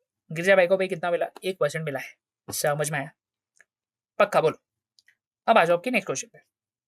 अब इन्होंने क्या पूछा कि भाई what forms and returns to be filed with the registrar of companies and within what period at commencement of voluntary liquidation. कि भाई कौन से फॉर्म्स हमको फाइल करने चाहिए, कितने टाइम के अंदर फाइल करनी चाहिए। एंड इन्होंने बोला कि भाई अगर मान लो एक बार ये सारा फॉर्म्स अगर अप्रूव हो जाता है तो भाई क्या एमसीए मास्टर डेटा में कंपनी का स्टेटस चेंज होता है, क्या एमसीए पोर्टल पे जो मास्टर डेटा जो होगा उसमें भाई क्या स्टेटस बताया जाएगा। तो ये क्वेश्चन उन्होंने पूछा था, क्वेश्चन था भाई 3 मार्क्स का। अब सबसे पहला तो भाई इन्होंने बोला कि जैसे ही आपका लिक्विडेशन स्टार्ट होता है भाई आपको क्या फाइल करना पड़ता है, INC 28 बेटा आपको फाइल करना पड़ता है as per your section 59 subsection 2 clause A of your companies act 2013। अब यहाँ पे कितने टाइम के अंदर फाइल करना है, तो बॉस जैसे ही आपका स्पेशल रेजोल्यूशन पास होता है for initiating the voluntary liquidation, वहां से लेके बेटा 30 डेज के अंदर आपको फॉर्म INC 28 फाइल करना होता है। अब इनका जो मेन क्वेश्चन जो था कि भाई क्या कोई स्टेटस में क्या कोई चेंज होता है, आंसर इज यस बेटा डेफिनेटली। सर स्टेटस में क्या होगा, एक्टिव से बेटा इन लिक्विडेशन स्टार्ट हो जाता है। समझ में बेटा, एक्टिव से इन लिक्विडेशन स्टार्ट हो जाता है।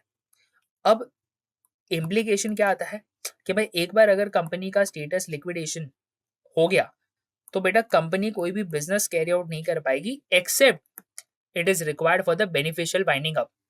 याद है मैंने तुमको बोला था कि even during the liquidation you can continue it if you want कि भाई आपका बेनिफिशियली आप वाइंड अप कर पाओ सब कुछ।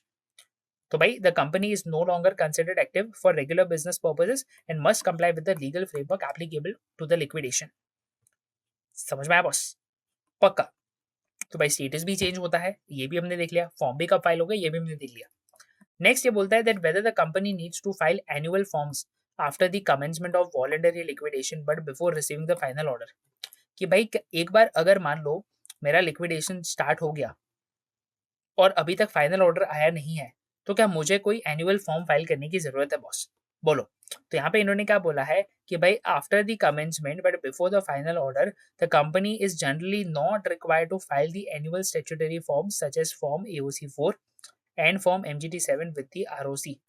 This is because once the company is into the liquidation, its affairs are being wound up and the regular compliance requirement for active companies are suspended. However, the liquidator is required to prepare and submit a periodic reports and final accounts to the NCLT and the ROC as a part of the liquidation procedure.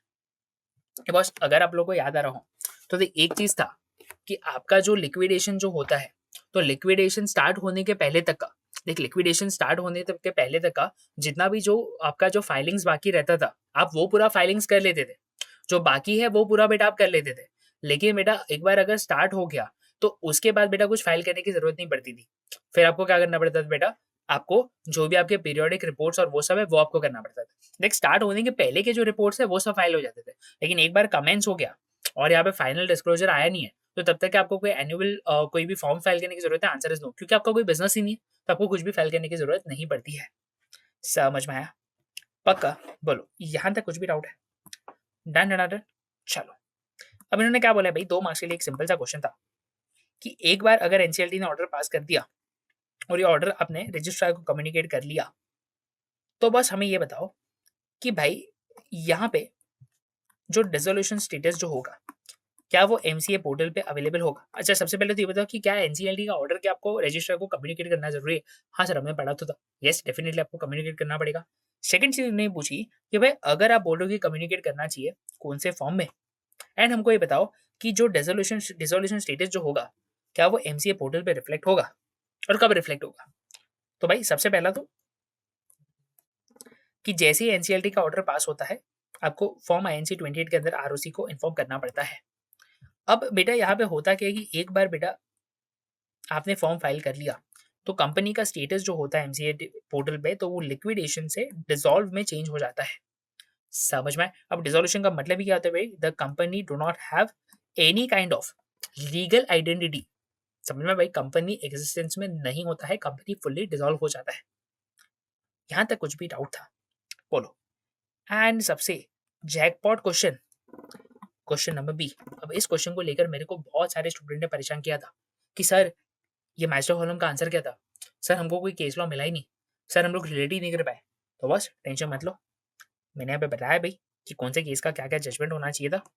ये एक थोड़ा googly question था, मैं मानता हूँ कि थोड़ा सा गूगली था, पर देखो बाकी जितना भी पूरा पेपर अगर अगर आप अभी तक देखोगे, तो बेटा क्वेश्चन इजी पूछे हुए थे। देख थोड़े ट्रिकी थे बट इजी थे, आप कर सकते हो। ऐसा नहीं कि बिल्कुल ही अवॉइड करोगे। सिर्फ देखो, अगर ये क्वेश्चन आया भी था तो मेरे को सिंपल बात बता बेटा, ये क्वेश्चन तुम्हारा जो पूछा गया था, ये पूछा गया था कितने मार्क्स के लिए? सर 9 मार्क्स के लिए। अब ऐसा तो नहीं है कि 9 का 9 तू गलत करके आएगा। समझ में आ रहा है? 9 में से बेटा मेजोरिटी ऑफ स्टूडेंट ने मेरे को बोला सर 4-5 हमको मिले, बाकी नहीं मिल पाए। ठीक है ना, 4 मार्क्स की तो बात है। आपको बाकी 4 मार्क्स के लिए बेटा आपके जो बाकी के जो बड़े बड़े जो क्वेश्चन थे, जो दिखने में बड़े लग रहे थे लेकिन थे इजी, आपने वही नहीं लिखे। काफी सारे बच्चों को मुझे मैसेज आया कि सर 15 मार्क्स का पेपर छूट गया, सर 20 मार्क्स का पेपर छूट गया। मैं वही तो बोलता हूँ कि पेपर छूटने का सबसे बड़ा रीजन क्या है कि आप लोग राइटिंग प्रैक्टिस नहीं करते हो। सेकंड थिंग भाई ये कि पेपर आपके पास जैसे ही आया, तो भाई देख ना कौन सा चीज तेरे को आता है। समझ में आया? चलो जाते हैं आंसर पे। अब भाई जो केस लॉ जो पूछा हुआ था और कौन सा इशू जो था वो मैच करना था भाई बस। तो मैंने यहाँ पे बताया हुआ है कि कौन सा इशू यहाँ पे था, कौन से केस लॉ के अगेंस्ट में लिखना था। तो भाई जो शिवम वाटर ट्रीटर्स प्राइवेट लिमिटेड वाला जो केस लॉ था, उसका आंसर बेटा आपका फर्स्ट ही था। The court noted that the purpose of IBC is solitary and it has been enacted to ensure that an industry under distress does not fade into fleeing and can be reviewed by the virtue of the resolution plan. Swiss Ribbons private limited, भाई ये case law तो एकदम ही famous है बेटा। इन्होंने क्या बोला था कि जो सेक्शन 7 जो है वो अनकॉन्स्टिट्यूशनल नहीं है। एंड यहाँ पे आपका जो प्रिंसिपल ऑफ नेचुरल जस्टिस जो है भाई, जो दिया हुआ है आपके, जस्ट अ मिनट, ओके एक मिनट बॉस, ओके ठीक है बस चेंज कर लेता हूँ कलर। ओके देखो भाई यहाँ पे that section 7 of the code are not unconstitutional, the provision of section 7, and it doesn't affect the principle of natural justice. UltraTech वाला जो केस लॉ था बेटा, इसके अंदर इन्होंने क्या बोला था? The court held that article 19 has not been infringed but has been saved by article 19 as the amendment act is made in public interest and it cannot be said to be unreasonable restriction on the petitioner's fundamental rights. अब आपका जो प्योनर urban land वाला जो case law था, यहाँ पे बेटा जो आपके जो ऑपरेशनल क्रेडिटर्स होते हैं, it cannot use the insolvency code either prematurely. याद है? ये याद कर, मैंने बोला भी था कि आपके जो ऑपरेशनल क्रेडिटर्स बेटा होते हैं, सबसे पहला तो वो लोग बेटा जो इंसॉल्वेंसी कोड जो है, अगर वो यूज करना चाहते हैं तो only and only for CRP purpose के लिए यूज कर सकते हैं। अगर मान ले बेटा यहाँ पे वो लोग प्री मेच्योरली यूज कर रहे हैं कि मतलब उनको लग रहा है कि सर वो ना वो बंदा डिफॉल्ट करने वाला है, मैं सीआरपी में एप्लीकेशन फाइल करता हूँ, मैं डिमांड नोटिस इशू करता हूँ, क्या चलेगा? आंसर इज नो बेटा। तभी आप इशू कर पाओगे जब बेटा एक्चुअल डिफॉल्ट हो रहा है, या तो फिर आप इसको सब्सटीट्यूट नहीं कर सकते फॉर डेट एनफोर्समेंट प्रोसीजर। समझ में? डेट एनफोर्समेंट के लिए नहीं है ये प्रोविजन। फिर आर्सेलर मित्तल वाला case low, It was held that a resolution professional applicant has no vested rights that his plan be considered. It is clear that no challenge can be preferred to the adjudicating authority at this stage. Kishan versus Vijay Nirman Company Limited. Now over here, if you remember, मैंने आपको क्या बोला था भाई, the right to sue accrues when a default occurs. बेटा जब तक default अकर ही नहीं हुआ है, क्या आप किसी को स्यू कर पाओगे? Answer is no. State Bank of India versus Coastal Projects Limited. अब इस केस में बेटा जो आपका एमसीए जो था, government of India, it stated that the directorate of enforcement has no jurisdiction to attach the property of the corporate debtor which is undergoing the CRP. मैंने reason भी दिया था कि आपका जो पीएमएलए एक्ट जो है बेटा, आपका जो पीएमएलए एक्ट जो है बेटा, उस केस में भी बेटा आपका जो यहाँ पे आईबीसी है वो प्रिवेल करेगा ओवर योर पीएमएलए एक्ट. समझ में आया? तो यहाँ पे बेटा उसके ऊपर भी क्या लग जाता है? रेस्ट्रिक्शन लग जाता है. Next, BK Educational Services Private Limited. In this case, the High Court was requested not to enter into the debate pertaining to the validity of IBC or constitutional validity. उन्होंने क्या बोला था कि भाई पहले तो भाई हाई कोर्ट के पास कोई भी राइट्स ही नहीं है, पावर्स दिया नहीं है. यहाँ पे पावर्स किसके पास है भाई? एनसीएलटी और सुप्रीम कोर्ट के पास ही है. हाई कोर्ट को वैसे भी हमने कंसिडर नहीं किया. And last, the deputy director. The court held that the bona fide third party claimant has a legitimate right to proceed ahead with the enforcement of its claim in accordance with the law, notwithstanding the order of attachment under the PMLA Act. तो भाई मानता हूँ कि यहाँ पे जो 9 के 9 case law पूछे थे, अब इन डेप्थ जाके आपको हर एक केस लॉ ढूंढना थोड़ा इम्पॉसिबल था, क्योंकि कुछ कुछ केसेस ऐसे थे बेटा जो प्रॉपरली डिस्कस नहीं हुए हैं, जिनका जो जजमेंट जो दिया हुआ है स्पेसिफिक टॉपिक्स को लेकर दिया हुआ था, मानता हूँ. लेकिन कहने से ये 9 में से एटलीस्ट बेटा 4 से 5 केसेस ऐसे थे जो हमने रेगुलर लेक्चर में डिस्कस करे हुए थे. तो अगर मैं पढ़ भी रहा हूँ और मेरे को इशू समझ भी जाता है तो मैं इजीली मैच करके खत्म कर सकता हूँ. 4 केस लॉ नहीं आए, बाई चांस अगर मान लीजिए 4 केस लॉ नहीं भी आ रहे हैं तो बस छोड़ के तो मत आओ. सोचो ना कि क्या बेस्ट पॉसिबल आंसर हो सकता है इसका. समझ में आया? पक्का? चल, next question. That two appeals were preferred by the management of corporate data against two orders wherein adjudicating authority had passed order of liquidation. Section 33 of IPC of the companies with certain directions to the liquidator. Prior to this, two separate appeals were preferred by the resolution applicant in respect of the CIRP initiated against the above said corporate data, wherein opportunity was given to them to submit better revised resolution plan and the COC were directed to consider them. However, subsequently the resolution applicant withdrew their appeal. Shaker, the appellant, raised concerns regarding the actions of the liquidator, Amit, specifically regarding the handling of assets. The core issue was whether the liquidator had acted in accordance with the provision of IBC and the associated regulation.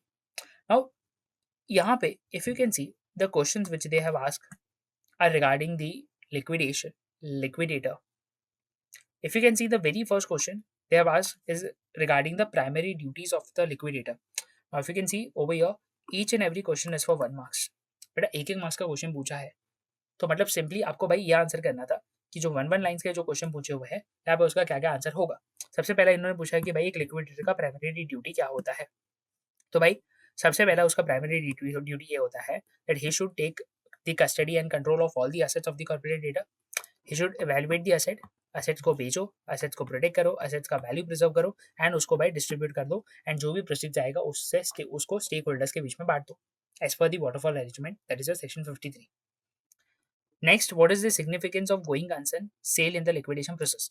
अब बेटा going concern हमने पढ़ाई है, तो भाई going concern सबसे पहले तो क्या हेल्प करता है भाई, सबसे पहले तो जॉब प्रिजर्व होती है, जो बिजनेस ऑपरेशन है वो मेंटेन रहता है, प्लस बेटा एसेट्स वैल्यू मैक्सिमाइज करने में आपको हेल्प करता है. हमने पढ़ा था ना कि अगर आप फंक्शनिंग यूनिट को बेचते हो तो बेटा इससे कहने से आपका जो एसेट्स है वो एसेट्स वैल्यू वो मैक्सिमाइज हो सकता है. गोइंग कंसर्न में बेच रहे हो मतलब कहने से बेटा कंपनी अभी तक डिसॉल्व नहीं हुई है, कंपनी को आपने एज अ गोइंग कंसर्न बेच दिया, हो सकता है कि गोइंग कंसर्न बेचने में ही कंपनी का फायदा है. Next, how does the regulation 32 of IBBI liquidation process impact the liquidator's action. अब यहाँ पे बेटा इन्होंने क्या बोला था कि भाई ये जो लिक्विडेटर जो होता है जब भी बेटा, अरे जस्ट ये जो लिक्विडेटर जो होता है बेटा यहाँ पे उसके पास various modes of sales available है. सबसे पहला तो he should prioritise the sale for as a going concern before resorting to piecemeal cell.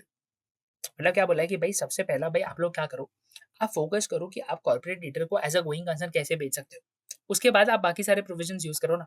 वैसे भी देखो आपके पास 90 डेज का ही टाइम अवेलेबल होता है, अगर आपको एज अ गोइंग कंसर्न बेचना भी है तो 90 डेज ट्राई तो करो एटलीस्ट। समझ में आया? Next, in the given case what concerns were raised by Seeker regarding the liquidator's action? So Seeker alleged that the liquidator sold assets like spare parts improperly, undermining the possibility of a going concern sale and reducing the value. What is the rule of Section 230 of Companies Act in the liquidation procedure? So it allows the arrangement of compromise proposals from the stakeholders during the liquidation, offering an alternative to asset sale and possible revival. ये बेटा आप यहाँ पे section 230 जो है companies act का compromise and arrangement आप वो भी यूज कर सकते हो यहाँ पे, पता है ना, ये भी हमने डिस्कस करा हुआ था। नेक्स्ट इन्होंने बोला कि भाई यहाँ पे मेन ओवरऑल आउटकम क्या आया हुआ है, तो सबसे पहला भाई उन्होंने बोला था court emphasise that liquidator must explore going concern sale first and ensure actions aim to maximise the asset value. How does this case contribute to the interpretation of liquidator's powers and duties under the IBC? So it reinforces that the liquidator must act transparently and in good faith. क्या यहाँ पे उसने act किया? Answer is no. सबसे पहला भाई आपका duty क्या है कि भाई आपको क्या करना है, ट्रांसपेरेंटली एक्ट करना है, गुड फेथ में काम करना है, इंडिपेंडेंटली काम करना है। What are the implication of this case for future liquidation proceeding? तो भाई यहाँ पे सिंपल भाई इन्होंने क्या कर दिया, भाई एक प्रेसिडेंट सेट कर दिया कि भाई यहाँ पे जो लिक्विडेटर जो डिसीजन लेते हैं regarding the selling the business of the corporate debtor as a going concern, अगर मान लो उन्होंने एडिक्वेटली एक्सप्लोर नहीं करा तो उस केस में बेटा कोर्ट चाहे तो क्या कर सकता है, यहाँ पे जो लिक्विडेटर का जो डिसीजन है उसको स्क्रूटिनाइज कर सकता है। अगर लिक्विडेटर को लगता है कि भाई नहीं मैं यहाँ पे गोइंग कंसर्न नहीं बेचूंगा, मुझे ठीक नहीं लग रहा कि इसको एज अ गोइंग कंसर्न बेचना चाहिए, तो भाई यहाँ पे ट्रिब्यूनल इंटरफियर कर सकता है। What is the importance of maximising the value of the corporate debtors asset during the liquidation? भाई सबसे बेस्ट क्या रीजन हो सकता है कि भाई जब भी आप अगर वैल्यू मैक्सिमाइज करते हो it helps you for a better recovery for the creditors and preserve it's economic value. समझ में आ रहा है कि बेटा जब भी आप लोग अगर कॉर्पोरेट डेटर का जो असेट्स का वैल्यू है अगर उसको मैक्सिमाइज करते हो लिक्विडेशन के बाद तो इससे रिकवरी के चांसेस बढ़ते हैं, रिकवरी ज्यादा होता है, असेट्स रियलाइज इजीली होते हैं, प्रोसीड्स अगर मिला तो प्रोसीड्स आपके सफिशिएंट हो गए for distributing it among the creditors.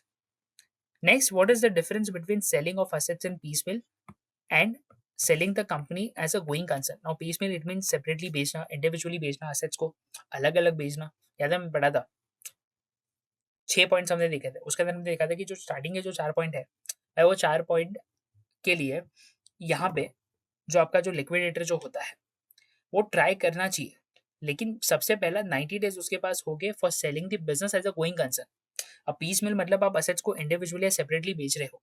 अब देख सेपरेटली और इंडिविजुअली अगर बेच रहे हो नो डाउट वैल्यू आएगा, लेकिन at the end of the day you are planning to liquidate the corporate debtor. लेकिन यहाँ पे क्या हो रहा है बेटा, आप डेटर का business as a going concern बेच रहे हो। गोइंग कंसर्न बेच रहे हो मतलब कहना है इसे एम्प्लॉयमेंट यहाँ पे बेटा आप सेव कर रहे हो, लोगों की जॉब सिक्योरिटी रहेगी, जॉब नहीं चली जाएगी।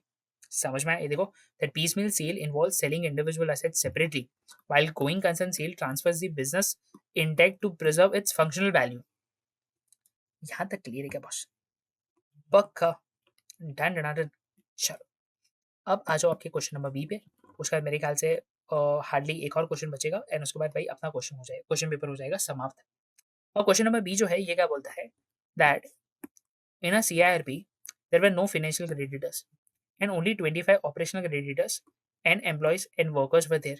Out of 25 operational creditors, 10 operational creditors formed a committee within themselves, including the 5 representatives of workers and employees. अब यहाँ पे इन्होंने क्या बोला कि भाई आपको एग्जामिन करना है कि ये जो स्टेटमेंट जो है करेक्ट है कि नहीं। तो भाई अगर आप सेक्शन 21 क्लियरली पढ़ते हो एंड रेगुलेशन 16 पढ़ते हो तो भाई इन्होंने क्या बोला है कि अगर आपके फाइनेंशियल क्रेडिटर नहीं है या तो है ही नहीं या तो सारे रिलेटेड पार्टी है, तो उस केस में आप जब भी सीओसी फॉर्म करते हो तो सीओसी फॉर्म किया जाएगा आपके ऑपरेशनल क्रेडिटर के साथ। लेकिन उस केस में बेटा एटलीस्ट आपकी कमिटी में 18 लार्जेस्ट ऑपरेशनल क्रेडिटर्स होने चाहिए। सर अगर 18 है ही नहीं तो जितने हैं उतने, लेकिन यहाँ पे तो कहने से बेटा 25 थे, 25 थे ना। अब यहाँ पे हुआ क्या बेटा, यहाँ पे इन्होंने जो कमेटी जो बनाई वो सिर्फ 10 ऑपरेशनल क्रेडिटर से बनाई हुई थी, तो क्या ये वैलिड मानी जाएगी? सर आंसर इज नो, ये वैलिड नहीं माना जाएगा। Next, unlike a civil law, Sarfazi Act does not provide any option to apply for caveats before the court. ये मेरे को सिंपल बात बता, क्या केवेट का प्रोविजन सार्फेसी एक्ट में नहीं है? सर था, हमने कहीं तो पढ़ा था, परफेक्ट सेक्शन 18C के अंदर हमने पढ़ा था कि भाई सार्फेसी एक्ट के अंदर आप केवेट लॉन्च कर सकते हो। अगर आपको लग रहा है कि आपके अगेंस्ट में कोई एप्लीकेशन फाइल होने वाला है, आपके अगेंस्ट में कोई अपील फाइल होने वाला है, तो भाई आप केवेट डेफिनेटली फाइल कर सकते हो। तो भाई ये स्टेटमेंट भी क्या है बेटा, इनकरेक्ट है। This provision ensures that no ex parte order are passed without hearing the party who have filed the caveat. Therefore, the Sarfazi Act does provide a statutory mechanism to file caveat, unlike what statement suggests. Next, इनका कहना है that can a secured creditor prematurely close any inbuilt compensation clause to the director managerial personnel of the borrower as per their contractual agreement under the Sarfazi Act. कि भाई अगर मान लो यहाँ पे SARFAESI act के अंदर अगर आपका कुछ कॉन्ट्रेक्चुअल ऑब्लिगेशन था या कोई अग्रीमेंट था, तो उसके चलते बेटा क्या यहाँ पे आप प्री मेच्योरली कोई इनबिल्ट कॉम्पेंसेशन जो है, क्या आप उसको क्लोज कर सकते हो? मेरे को बात बताओ क्या हो सकता है बेटा यहाँ पे? Answer is no, that no secured creditor can not prematurely enforce और close any inbuilt compensation clause to the director or managerial personnel of the borrower under the Sarfazi Act. The Act empowers the secured creditor to take possession, sell secured assets, or appoint a receiver only after following the prescribed procedure. Compensation or contractual claim against the directors or personnel must be pursued through appropriate legal or contractual remedies outside the Sarfazi framework. SARFAESI framework में अगर आना है तो भाई जिस तरीके से जो प्रोसीजर जो दिया हुआ है, जो प्रोविजंस जो बोलते हैं, उस तरीके से आपको आपका काम कैरी आउट करना पड़ेगा। समझ में आया? Next, a debtor having income of rupees 6,000 per month and asset base of rupees 25,000. Now the debtor is planning to file an application for fresh start procedure. ये मेरे को बात बता, क्या वो एलिजिबल होगा? सर आंसर इज नो, क्योंकि बेटा याद है हमने एलिजिबिलिटी क्राइटेरिया पढ़ा था कि भाई ग्रॉस एनुअल इनकम 60,000 से एक्सीड नहीं होना चाहिए, एग्रीगेट वैल्यू ऑफ असेट्स 20,000 से ज़्यादा नहीं होना चाहिए, क्वालिफाइंग डेट 35,000 से ज़्यादा नहीं होना चाहिए। यार ये सारी कंडीशन हमने पढ़ी थी, और ये और था कि एंड था, कहने से बेटा सारी कंडीशन तो आपको सेटिस्फाई करनी पड़ेगी। अब अगर आप लोग ये क्वेश्चन अगर अच्छे से पढ़ोगे तो क्वेश्चन के अंदर क्या लिखा हुआ है कि भाई ये मंथली इनकम कमाता था 6,000 की एंड इसका असेट साइज था बेटा 25,000 का। अब मेरे को बात बता बेटा, सबसे पहला तो कहने से इसका 25,000 का असेट था, तो ये इधर ही डिस्क्वालीफाइड हो गया। समझ में आ रहा है बॉस? पक्का बोलो, क्लियर है? समझ में आया? डन। चलो next, final question, that one of the financial creditor to a corporate debtor has claimed that the IBC 2016 cannot prevail over the Sarfazi Act. ये पागल हो गया क्या बोल रहे हैं? ये बेटा हमने तो पढ़ा था ना कि प्रिवेल करता है। आंसर इज यस सर, हमने पढ़ा था कि भाई सर आईबीसी एक्ट जो है वो सारफेजी एक्ट के ऊपर प्रिवेल करता है। ये पढ़ा था कि नहीं? बोलो बोलो। यहाँ पे देखो इन्होंने क्या बोला है, that the claim that the IBC 2016 cannot prevail over the Sarfazi Act because the later is a special act with a non option clause, भाई is incorrect। बेटा हमने स्विस रिबन्स वाले केस में क्लियर कट पढ़ा था कि भाई आपका जो आईबीसी जो है वो एक स्पेशल स्टैट्यूट है, तो आईबीसी हमेशा ओवरराइड करेगा आपके सरफेसी एक्ट को। देयरफॉर अगर बेटा कॉन्फ्लिक्ट होता है तो आपके आईबीसी के प्रोविजन जो होंगे वो प्रिवेल करेंगे। समझ में आया? पक्का क्लियर है? ये बेटा ये भी 2 मार्क्स के क्वेश्चन थे बेटा, 10 मार्क्स वापस से जेब में। एंड लास्ट केस, चलो अब ये केस लॉ जो बेटा आया था, ये आया था with respect to your professional ethics. Now this question was based on the certain success fees. Now success fee can also be called as an incentive, जो एडिशनल इंसेंटिव जो आपको मिलनी चाहिए। देखो वैसे तो अगर आपको याद हो तो हमने जो रेम्यूनरेशन कॉस्ट वाला जो कोड ऑफ कंडक्ट पढ़ा था, तो वहाँ पे लिखा होता कि सक्सेस फीस जो होता है वो आपको रिसीव नहीं करना चाहिए। लेकिन जो अमेंडमेंट जो बेटा आया था अगर आपको याद हो, तो अमेंडमेंट के अंदर क्लियरली बोला हुआ था कि अगर सीओसी चाहे तो क्या कर सकता है बेटा, परफॉर्मेंस लिंक इंसेंटिव पे कर सकता है। कि अगर यहाँ पे लग रहा है कि भाई आरपी ने बहुत ही वंडरफुल काम किया था, बहुत ही मस्त काम किया हुआ था, तो बेटा वो लोग क्या कर सकते हैं, इंसेंटिव्स पे कर सकते हैं। याद है सर? उसके लिए हमने कुछ कंडीशन पढ़ा था या कि बेटा इंसेंटिव पे कर सकते हो, लेकिन बेटा मैक्सिमम कैप लिमिट कितना है बेटा, 5 करोड़ का है। The fee percentage depends on the timeline of completion. कि मतलब अगर मान लो 165 डेज के अंदर कंप्लीट किया तो रियलाइजेबल वैल्यू का 1% मिलेगा। अगर 166 से लेके 270 डेज के अंदर कंप्लीट किया तो सर 0.75 मिलेगा। अगर 271 से 330 डेज तक कंप्लीट किया तो 0.5 मिलेगा। और अगर बेटा 330 डेज के बियॉन्ड गए तो बेटा 0% मिलेगा। मतलब अगर 330 डेज के बियॉन्ड तो जा रहा है और तेरे को चाहिए इंसेंटिव भी मिले, बेटा इंसेंटिव नहीं मिलेगा उस केस में। समझ में आया? इंसेंटिव कब मिलता है? जब आप लोग ये टाइम फ्रेम फॉलो करो।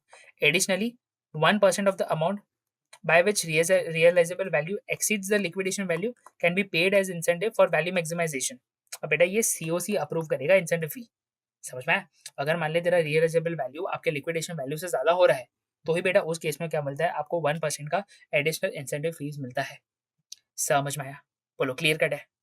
ये कहने से क्वेश्चन पेपर अगर मैं देखूँ और अगर आपको याद हो तो क्वेश्चन नंबर सी आपके अमेंडमेंट का पार्ट था। ये अमेंडमेंट ऑलरेडी मैंने रिकॉर्ड करके अपलोड करा था और आपके साथ सप्लीमेंट्री भी शेयर करा हुआ था। मेरे को सिंपल बात बता, अगर मैं पेपर ऑब्जर्व करूं, अगर मैं पूरा क्वेश्चन पेपर पढूं, तो पूरे क्वेश्चन पेपर में बेटा हार्डली जो आपको जो मैच द कॉलम जो दिया हुआ था कि आपको केस लॉस दिए हुए थे, आपको इशू डिटरमाइन करना था, सिर्फ वो एक ऐसा पार्ट था बेटा जो आप थोड़ा सा ट्रिकी बोल सकते हो। वेरएज अगर बेटा आप बाकी सारे क्वेश्चंस देखो तो बाकी सारे क्वेश्चंस एकदम वंडरफुली बेटा यहाँ पे इन्होंने फ्रेम करे हुए थे। मानता हूँ कि पेपर लेंदी था, लेकिन एक बात समझ के चलो कि बेटा पेपर लेंदी आएगा ही आएगा। समझ में आ रहा है? अगर इंस्टीट्यूट बेटा अगर मान लो कि पेपर लेंदी नहीं पूछ रहा है, फिर पेपर एकदम डिफिकल्ट बनेगा। तो देखो लेंदी है पर मैनेजेबल था पेपर। ओके बॉस, तो भाई पढ़ते रहो, कुछ डाउट लगे पूछा करो। ये जो भी आपका जो आंसर जो है ये फाइल जो है मैं अपलोड करा दूंगा गूगल ड्राइव पे। ठीक है, आप डाउनलोड कर लेना डिस्क्रिप्शन बॉक्स से। चलो बॉस मिलते हैं, तब तक के लिए प्लीज पढ़ते रहो।